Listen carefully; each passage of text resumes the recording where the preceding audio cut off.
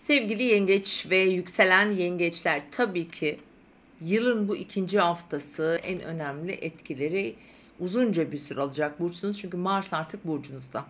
Pazartesi günü itibariyle Yengeç burcunda retro yapacak bir Mars var ve 25 Şubat'a kadar sürecek ve bu hafta ilk etkilerini güçlü bir şekilde alacağız.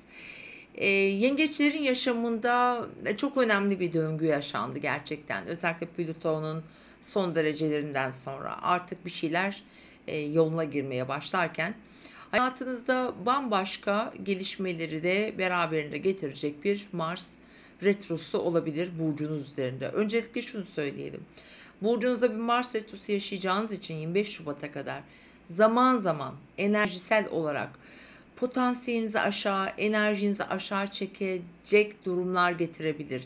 Kendinizi yorgun, engellenmiş, çaresiz, harekete geçmekte bazen aciz ya da saçma sapan böyle hiç aklınıza gelmeyecek değişik gündemler gelir ve onları çözmek için uğraşabilirsiniz. O yüzden biraz yorulabilirsiniz açıkçası sevgili yengeçler bu süreç içerisinde, ama hep de değil, çünkü şu an Venüs Balık burcunda, su elementinde. Önümüzdeki gelecek hafta burada tabii kavuşumlar falan olacak. Dolayısıyla hani oradan bir destek de alıyorsunuz. Oradan yardım da geliyor aslında. Fakat bu haftanın devamında şimdi Merkür de biraz riskli derecelerde ilerleyecek. Cuma gününe kadar iletişimsel konularda dikkat etmemiz gerekiyor. Sevgili yengeçler, bu anlamda sizin hani daha çok iş hayatınızda birlikte ya da ekip çalıştığınız kişilerle ve biraz da sağlıkla ilgili gündemleriniz eğer varsa bir süredir beslenme olabilir veya işle ilgili bağlantılı konular olabilir. Şimdi pazar günü itibaren burası ilişkiler alanınıza geçiyor. Yengeçler için ilişkilerle ilgili yeniden karar verecekleri bir süreç. Ve bu haftanın ortasından itibaren, hatta ilk günden itibaren belki bazı yengeçler işiyle, bazıları ortak iş veya benzeri konularla ve bazı bir takım yengeçler de eş, partner ilişkileriyle ya da hayatında şu anda içinde bulunduğu konularda yön değişikliğine gidip bir fikir üretmek zorunda gibi. Hani önünde bir seçenek var. Kimisi başka bir şehre mi gideyim diye düşünüyor olabilir açıkçası.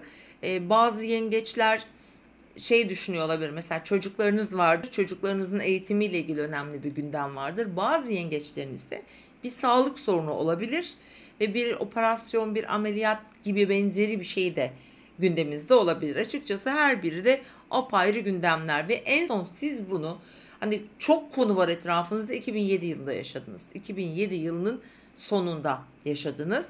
Mars tıpkı bugün olduğu gibi bu derecelerde ve aynı sizin burcunuzda retro en son o zaman yaptı. O dönemleri bir gidin, bir bakın. Eğer hatırlayabilirseniz bir kurcalayın. O dönem ne yaptınız? İşte eğitim mi alıyordunuz? Evlendiniz mi? İş mi değiştirdiniz? Kariyerinizde ya da evinizde önemli bir yenilik, bir değişim mi? Ne olduysa artık. Buralarda bence güzel gelişmeler de olacak. Neden? Çünkü artık Satürn balıkta. İşte özellikle ayın sonuna kadar Venüs balıkta. Dediğim gibi burada hiç beklemediğiniz güzel gelişmeleri de getirecektir. Ama o çaresizlikte kendinizi hasta bile olmasanız böyle hasta gibi de hissedebilirsiniz. Ama sağlığınıza yine de siz dikkat edin lütfen. Özellikle de bu haftanın salı günü biraz riskli gözüküyor. Otorite figürleriyle veya iş verenler veya vesaire, onlarla çatışmayın ki aile içi konularda buna geçerli. Çünkü haftanın ilk iki günü işle ilgili gündemleriniz var. Haftanın ortasında sosyal çevrenizle ilgili gündemleriniz var. Hafta sonu ise bir şeyler duyuyorsunuz. Çok fazla iletişim ve bilgi trafiği geliyor.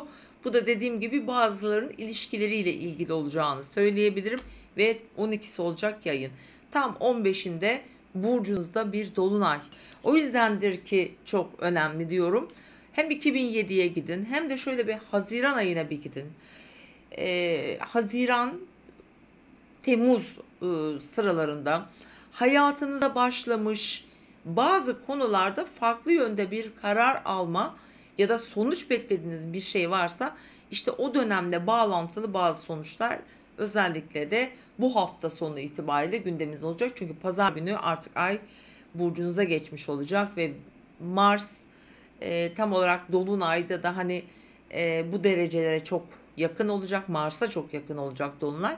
O yüzden biraz dikkatli olun. Sağlığınıza dikkat edin. Kendinizle ilgili çok önemli bir gelişme yaşayacak ve karar vereceksiniz. Çok önemli kararlar için Mars retroları tercih edilmez. Özellikle bunu belirtmek istiyorum sevgili yengeçler. Doğum haritanıza en azından bir bakın derim. Ama bazılarınıza da muhteşem başka kapılar, uzak belki hedeflerine onları götürecek yeni başlangıçlar da getirebilir diyorum. Ve mutlu haftalar dilerim.